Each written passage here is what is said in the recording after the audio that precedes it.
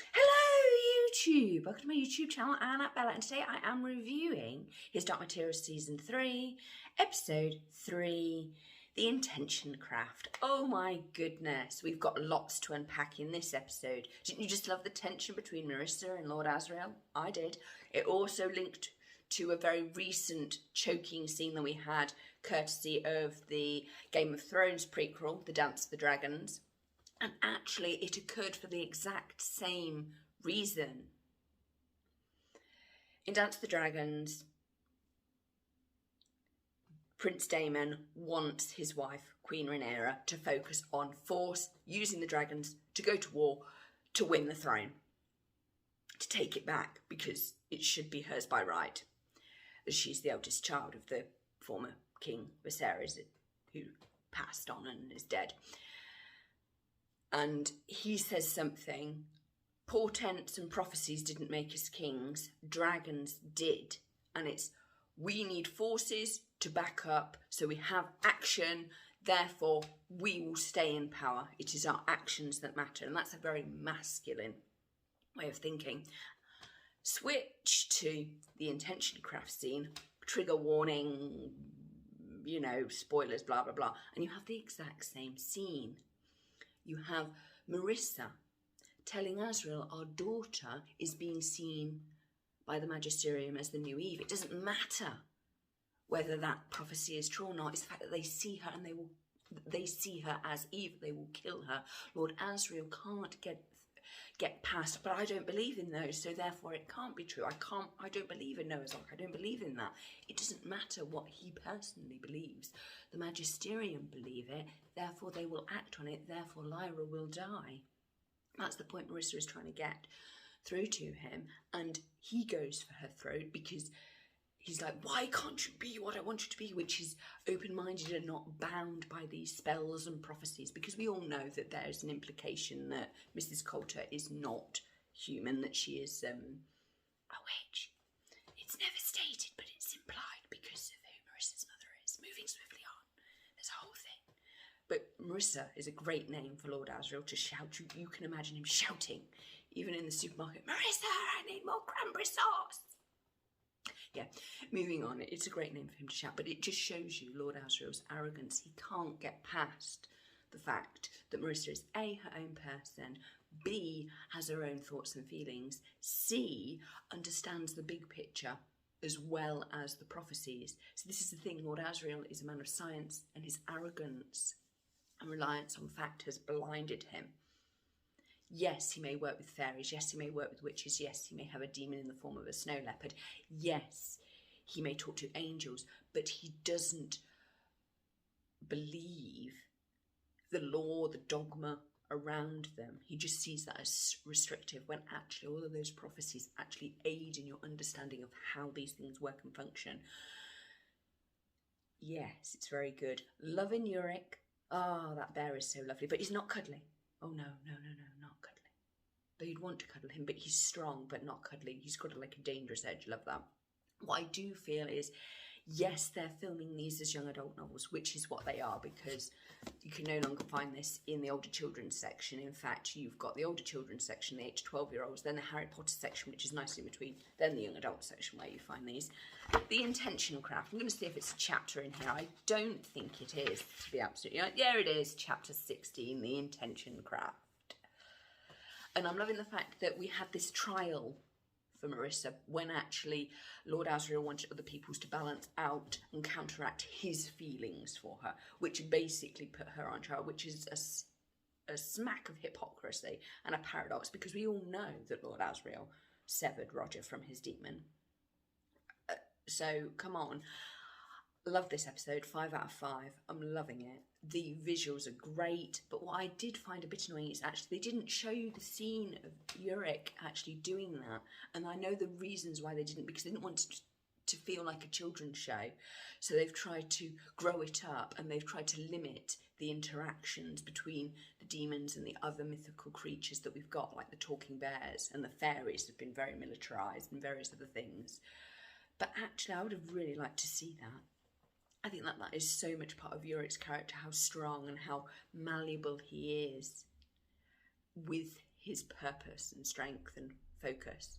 We must move with purpose, and that's what everybody is doing throughout this episode. And it's interesting that Azrael is so stuck. He's not a reed that will bend in the wind. He's a tree that will get blown over and knocked over, and that's why Marissa leaves him, because she sees how fabulous he is.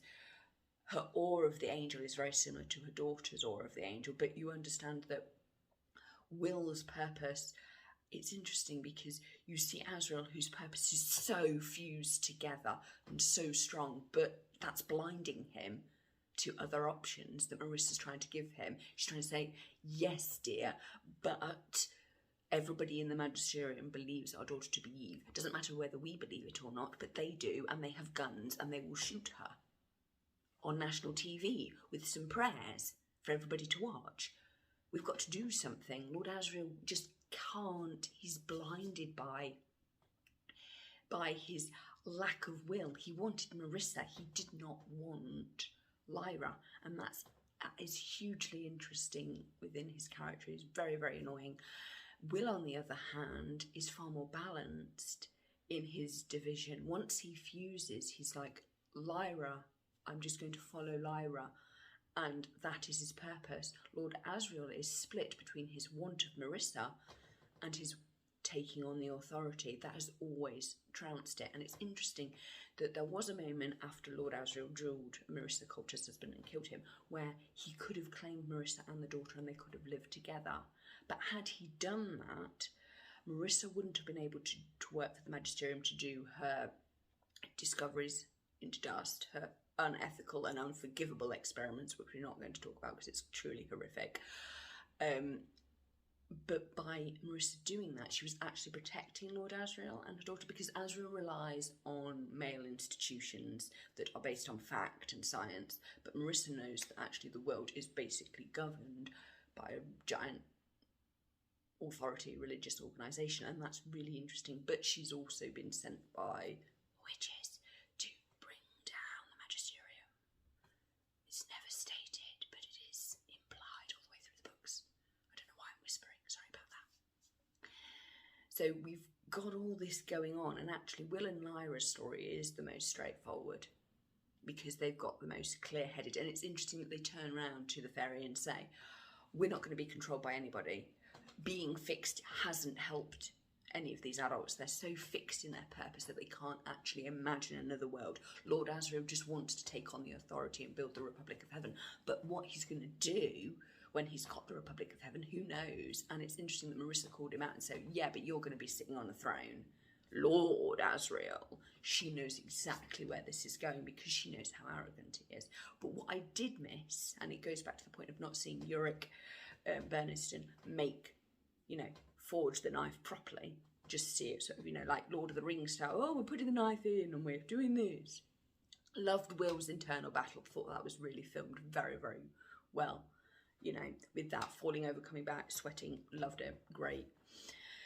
I would have really liked to see the bear do that, and I know why they didn't, because they didn't want to kidify it, but actually I think sometimes you do need to see these scenes. That marvellous scene where you had Lord Asriel and Marissa having that really important interaction where he does choke her and he cries because he's like, I want you to be my wife, why can't you just stand beside me? Choose me, that's effectively what he's saying, and because she's not, he's like, consent, and lack of consent is huge. And it's the same in the Dance of the Dragons with that. It's like, we will use our dragons, we will use them and we will force them, and we won't believe in prophecies, even though that prophecy is really important about the Song of Ice and Fire and the Prince was promised, or Lyra being Eve. It doesn't matter what individual people believe about those. Other people have believed those prophecies and they will act. Self-fulfilling prophecy is a thing. I could say that today I'm going to eat a red apple, and I do eat a red apple because I've said it. But is it because I've said it, or is it because I had the thought to say it, and then because I had those thoughts and actions led me to eat that apple? Who knows? But they're all tied up and connected. But I would have really liked to see, I would have wanted to know what the snow leopard and the monkey Ozymandias, even though that's not his name, but it is in the radio play, were doing during that interaction, because that would have given us far more clues as to human interaction is one thing, but we wanted to see how their souls connected, and their demons interaction during that would have been so fascinating to see, because that would have revealed what their souls were doing. And it's interesting that they didn't film them, because it's almost like they're completely disconnected from their souls. So there's that as well, but also the lack of it, inconsistent. And I'm loving the fact that we then had the Father President's demon, as he was praying at the altar, tell him, don't doubt yourself. And that's interesting, because Lyra then said good people doubt their actions because they're unsure which path is right or which one is wrong. They're unsure. So there is usually a little doubt or a little quibble. People who don't doubt, who are so focused on what they're doing, cause more harm because they just bulldoze through and they don't wait and they don't have a pause. Anyway, I've spoken far too much about this episode. It's been great. 5 out of 5 for me. Please like, comment and subscribe, and I'm hoping that you're having a happy holidays / Merry Christmas wherever you are, and stay safe. Bye!